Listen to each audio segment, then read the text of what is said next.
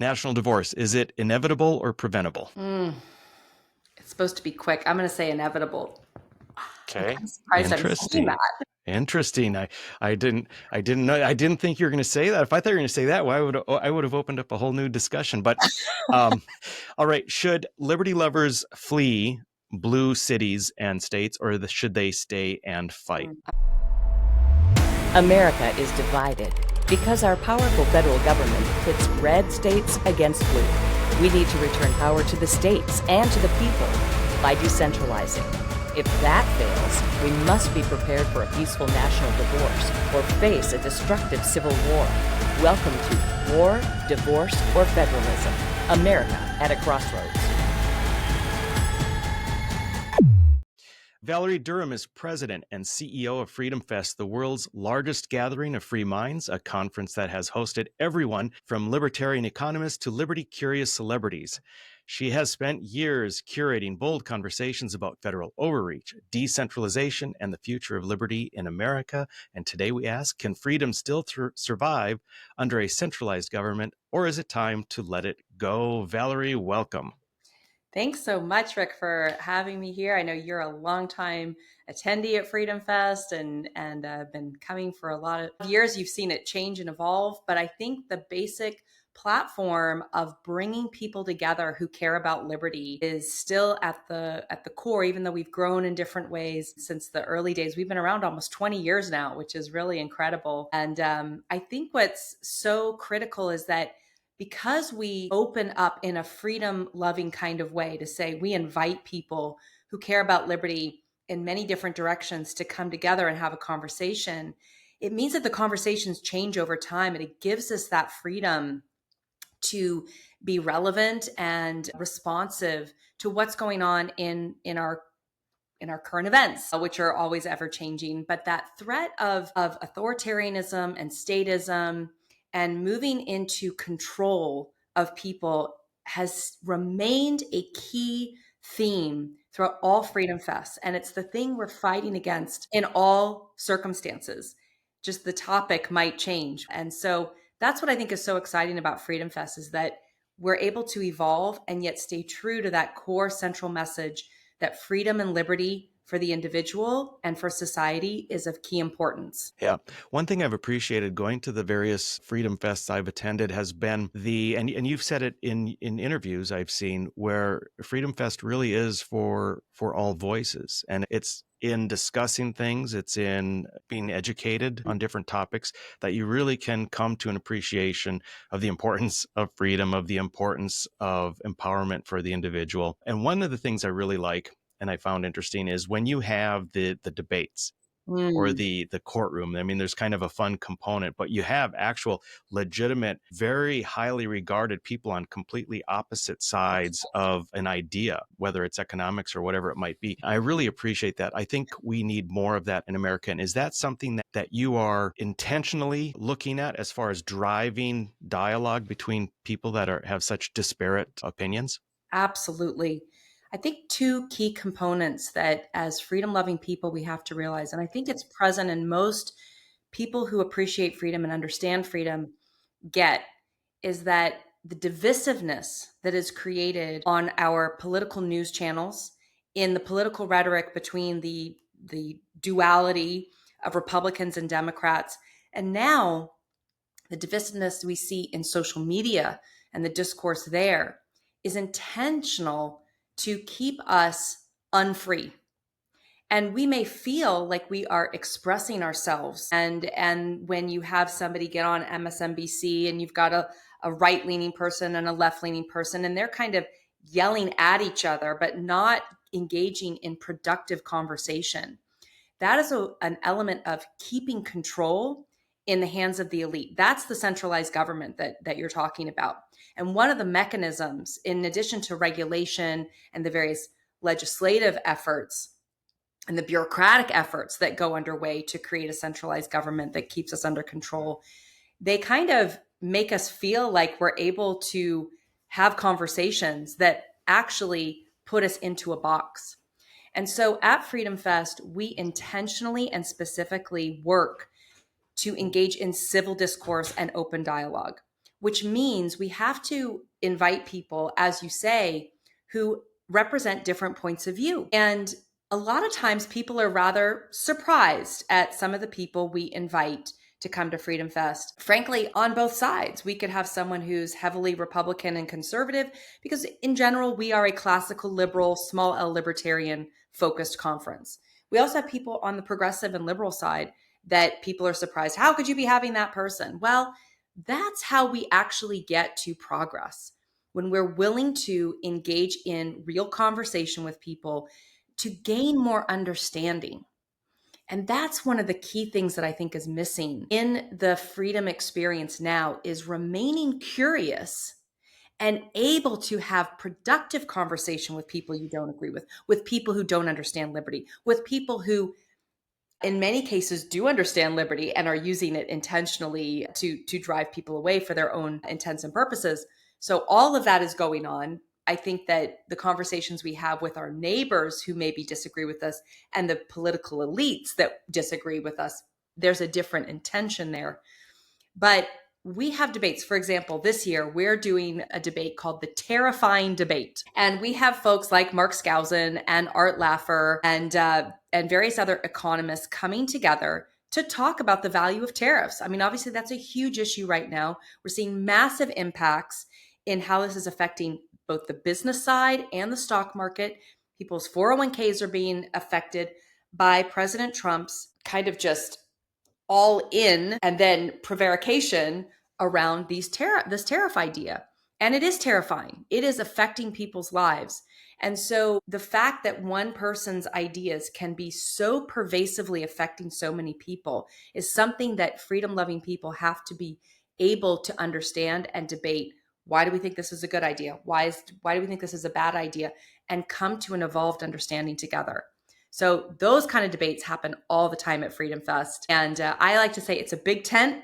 There's some people outside the tent, but usually those people are the ones that aren't willing to engage in the conversation.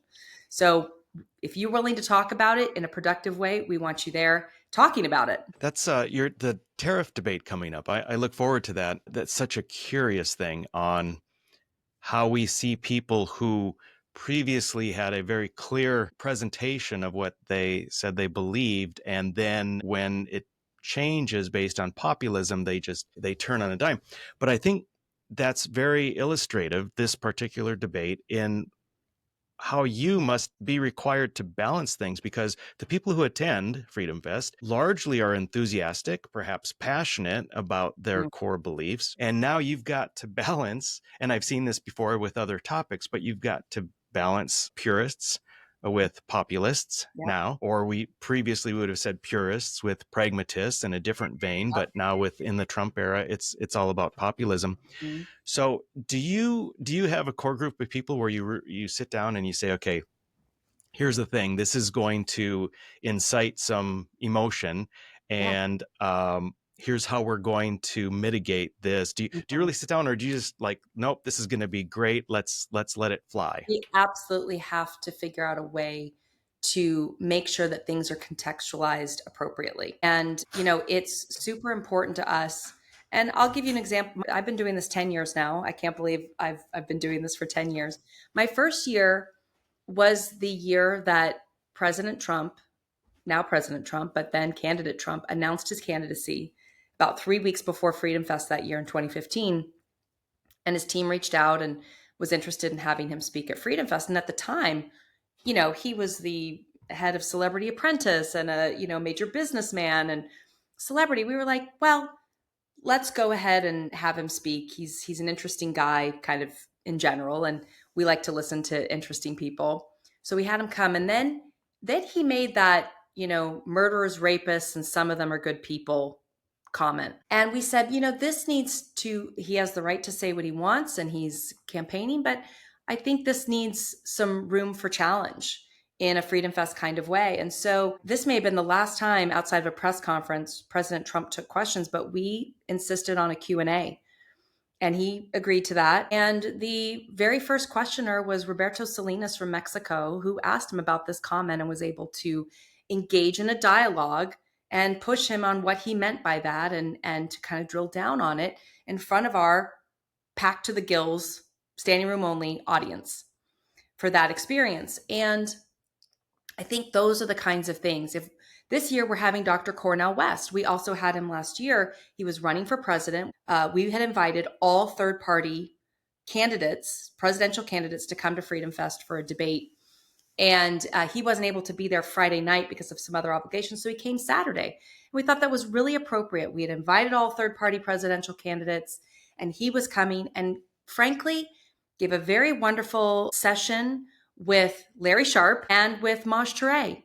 And it was very interesting and meaningful, and I think people were very surprised to know that there were some places where they could listen to someone that they would think they had nothing in common with, Dr. Cornel West.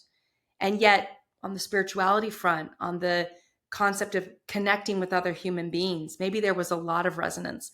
He's coming back this year to do one of his classic dialogues with Robbie George. And they have a new book out called Truth Matters, and they're going to be talking about that.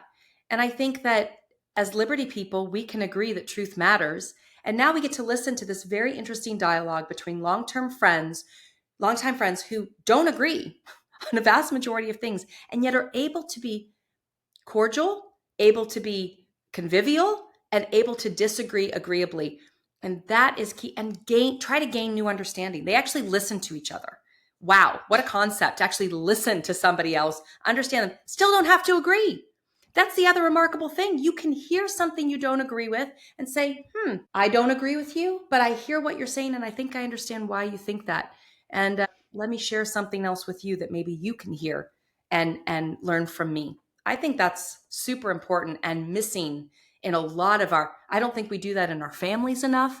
I don't think we do that in our businesses enough. I don't think we do that in our political dialogue enough to listen to each other, to understand, and to share in order to be understood.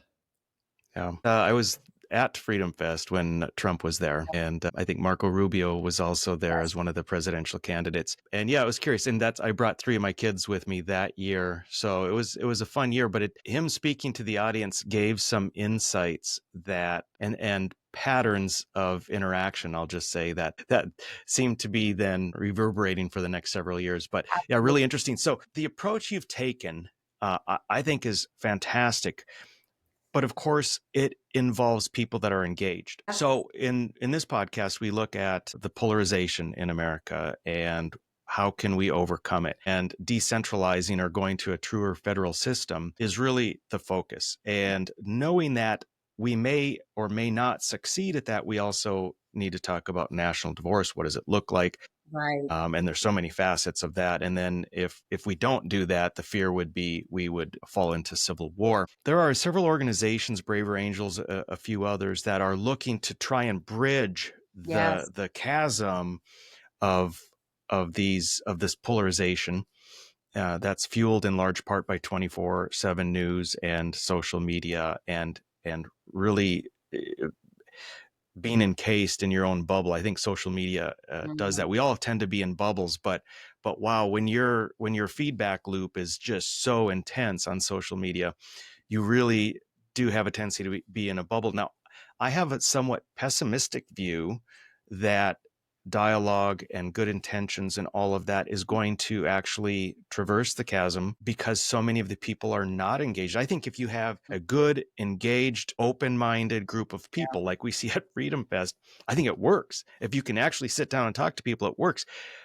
Do you see any way in which what you've successfully done with Freedom Fest can be brought out in a larger sort of nationwide aspect? I think there are a lot of places where we have seen action move forward and actually take hold on a variety of fronts. And I think it relates to the efficacy of something feeling important and valuable in the individual's life. So I'm going to say something like Bitcoin, where we were talking about Bitcoin in 2012. Before I was even in charge, I remember there were sessions about it, and we were like, what is this? We don't know what this is, but it's happening. We're going to let people talk about it. Now look where Bitcoin is, to the point that we don't even talk about really Bitcoin very much anymore because it's moved into this like huge thing. Same thing with drug legalization. When I took over, drug legalization was in that avant-garde, let's talk about it at Freedom Fest. And then that trickled out, and you start to see more and more of that, at least decriminalization of marijuana and different things. And that's still up for debate. And how is that impacting people? Where are we seeing the fallout from that? But that influenced people's lives. There were people who smoke weed who no longer have to feel like criminals because they're taking advantage of a plant. And now one of the things we're talking about at Freedom Fest is the issue of human trafficking and sex work. That's been part of the conversation in the past couple of years. And I have a feeling over the next few years, we're going to see some real changes in how the criminalization of prostitution as a negative thing, and that actually holds people back, might really change in the landscape. So I do feel like there are effects that happen when people of good conscience and the consciousness and the ability to have these kind of dialogues then take what they learn at Freedom Fest and go home and do something with it. We have people like Spike Cohen, who started You Are the Power after being at Freedom Fest and seeing how people engage. And now, case by case, he's taking things on that push back against eminent domain or government overreach. We have people like Lynn Ulbricht, who we're honoring with the Freedom Award at Freedom Fest this year, who used Freedom Fest over the past 10 years and many other liberty organizations to get her son a full pardon, and now is starting an organization, Mothers Against Cruel Sentencing.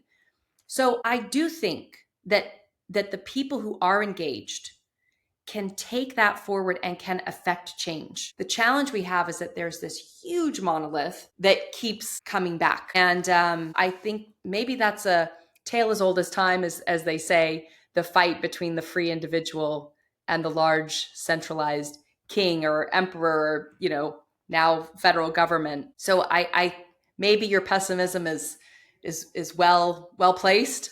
But I do think that people with good intention and the ability to engage do affect change.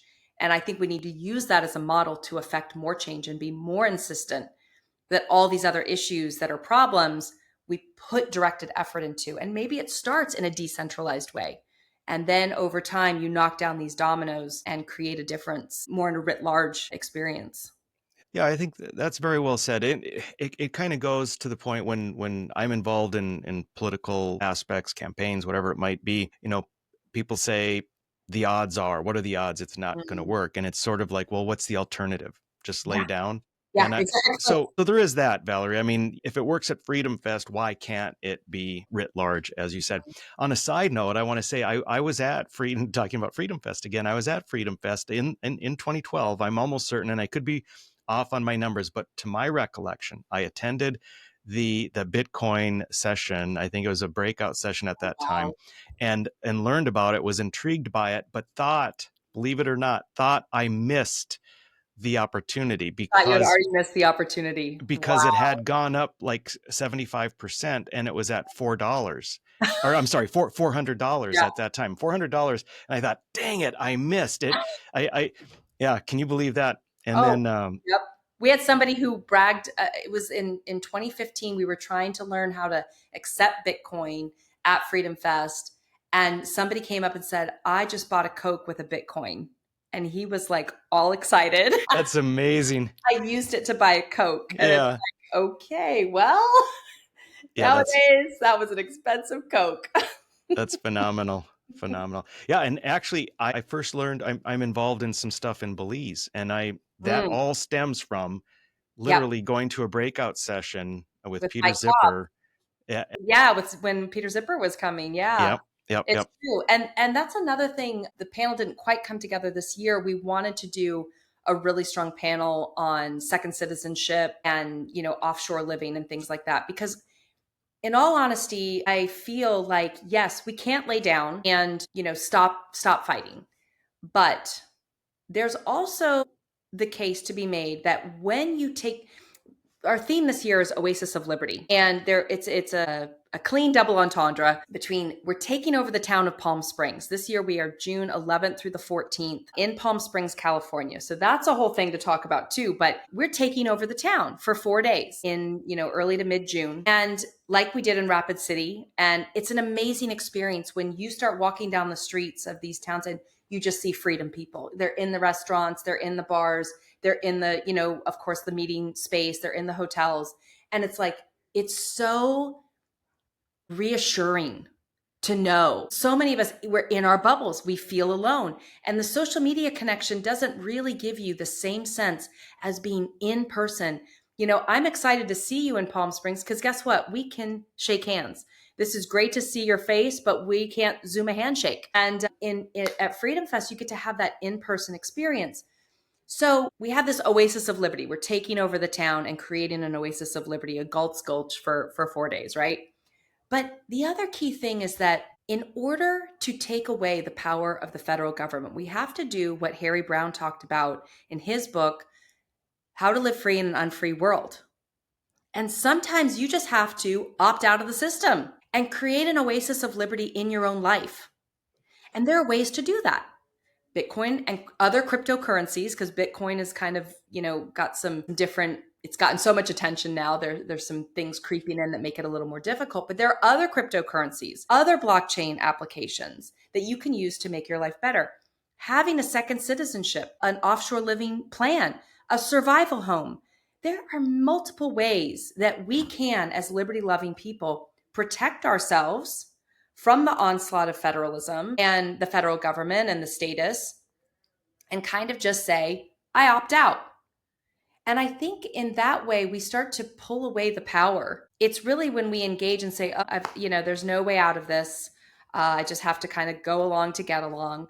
Well, that's a great way. It's a great way when you kind of look back and you're willing to do things outside the box, to not engage with the BS and, and kind of protect yourself. And I think that's a place where we try to help educate people at Freedom Fest that political freedom is important, but it's really when you engage in the full 360 of liberty, that full 360 experience of liberty, meaning you need your financial freedom, you need your health freedom, you need your personal, religious, and spiritual freedom, your mind, your psychological freedom.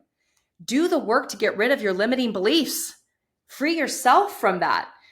Your entrepreneurialism, starting your own business, your lifestyle of freedom, your personal expression, your creative freedom. All of those things go into having a life of freedom. And we need to be paying attention to all of those. And so we have health sessions and financial freedom sessions and sessions on starting your own business. We have a whole pitch competition supporting entrepreneurialism and the entrepreneurial spirit. So I think when you start to think, not just in the political realm, how do I vote? What's going on Capitol Hill? What is coming out of the executive branch and all the ways those do impact us?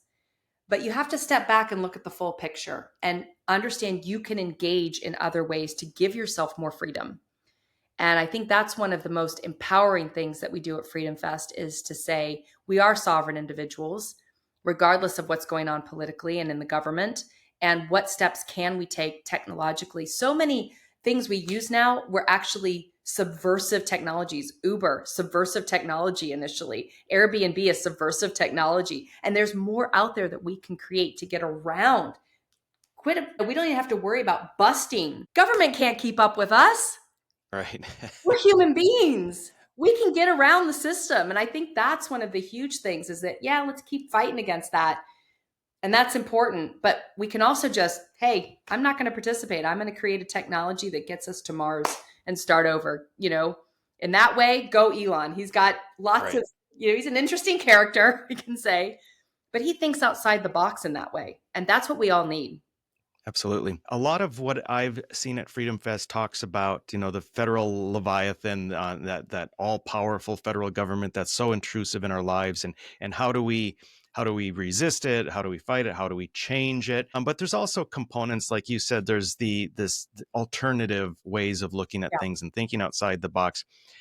You've been with Freedom Fest for 10 years now. Do you see any kind of shift in thinking less about federal and more about local and state and regional, or is that really not there? I think at Freedom Fest, yes. I think that when I started at Freedom Fest, we were more in the political and conservatarian kind of space and buying in a little bit more into that dichotomy of the right is right and the left is wrong. And now we define it differently. We say freedom is right and authoritarianism is wrong. And because I think there are a lot of places where, at least from a classical liberal perspective, progressives have some things that really relate to freedom. And there are some things in the conservative movement that have really related to more larger government and more authoritarianism, unfortunately. So I don't think it goes along, left, right, or blue, red lines. So I think from that perspective, we have seen this idea of, yes, again, yes, it's important and we're going to talk about it, but it's not the only thing. And so as a result, you do see people working in more specific cases. So a group like Pacific Legal Foundation is going to come in and talk about the specific cases that they're going after to accomplish freedom in a much more, maybe in a small town where there's been some sort of overreach, and they're going to right that wrong and then use that as an example to kind of build more and more freedom. It's one of the reasons we're in California, is that for a lot of people feel like California is a lost cause. And perhaps it is, but I think that sometimes you have to take freedom to where it's needed. And I think by going to someplace like Palm Springs, we're making a statement that freedom is relevant and freedom is important for all people, even people who don't even know necessarily that they've given up so many freedoms, and that what they're searching for and yearning for and thinking that they can get out of a government program, they just haven't understood the fullness of that. So I think that there are many ways, Free State Project, all of, the You Are the Powers, the all of these think tanks, so many of them are doing really specific work in specific areas that aren't so big and broad, but it makes a difference and then affects those people's lives, and we start to have that ripple effect again. So I do think by changing the narrative from the left-right dynamic, we don't use political labels at Freedom Fest. We look at how much choice are you giving people versus lack of choice. And that's how we evaluate things. And it does allow you to take it down even into your own life. How much choice do you have versus how much, and then how can you increase the amount of choice? And that's where it really begins. So I do think we're seeing that shift. Yeah, I like that a lot. And I think that's a good shift. Traditionally, we would have thought that more choice, more freedom would have been with the right or with conservatarianism, whatever it might be. By the way, I went to Charles Cook's breakout on conservatarianism. Maybe that was in 15 too. I don't know. I think I think that what we're seeing is Freedom Fest is a great opportunity for people to learn, to meet other people that may or may not be like-minded, but are at least similar in the sense that they're interested and engaged. Valerie, what I'd like to do is what I call rapid fire on WDF here. Would like to throw out a few quick questions, and just, there's no right or wrong answers, but just what comes to your mind. Okay, are you ready? Oh boy, sure. Okay. A bigger threat to liberty, the IRS or the FBI? IRS. All right. Is DC solution the answer to the woes of the country, or is it resistance by the states? States. This is a good one, Valerie. You ready? What is most dangerous to liberty? Biden, Trump, or the bureaucracy some call the deep state? I would say deep state. Okay. National divorce, is it inevitable or preventable? It's supposed to be quick. I'm going to say inevitable. Okay. I'm surprised I'm saying that. Interesting. I didn't know. I didn't think you were going to say that. If I thought you were going to say that, well, I would have opened up a whole new discussion. But all right, should liberty lovers flee blue cities and states, or should they stay and fight? I'm going to say flee in order to break the system, and they come back and they fix it and overtake it. I like that answer. Okay, you get to abolish one federal agency. Which one do you pick to get rid of? Definitely, I think still the IRS. I think that income tax and the burden of that is just devastating to all Americans. I like that. What is more important, truth or unity? Truth. Okay, last one. The United States has a national divorce, breaks into 4 or 6 subnations, and the state lines are respected.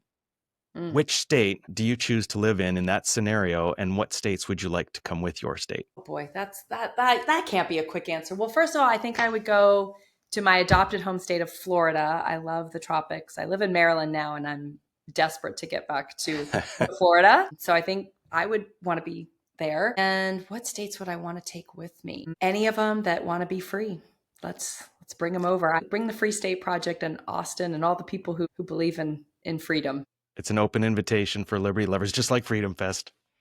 All right, Valerie, thank you so much. You want to let our viewers know where they can find more information Yes, about Freedom Fest? I really invite all of you to come to Freedom Fest. If you've been before, please join us again in Palm Springs. If you haven't been, I guarantee you a life-changing experience. You can go to freedomfest.com. Right now, we have the code standard rate available. Just put that in when you register. Gets you an extra $100 off your ticket. And when you bring a guest, it's $150 off for them. It's an awesome 4-day getaway where you'll be able to learn from others. You'll be able to share what you bring to the table. That's really important to us. And you will come away with something new to improve your life, guaranteed. So thanks, Rick, for being part of Freedom Fest and for having this chat today. This is amazing. Yes, thank you for everything you do. I look forward to seeing you in Palm Springs. Likewise. All right. Bye. Bye-bye.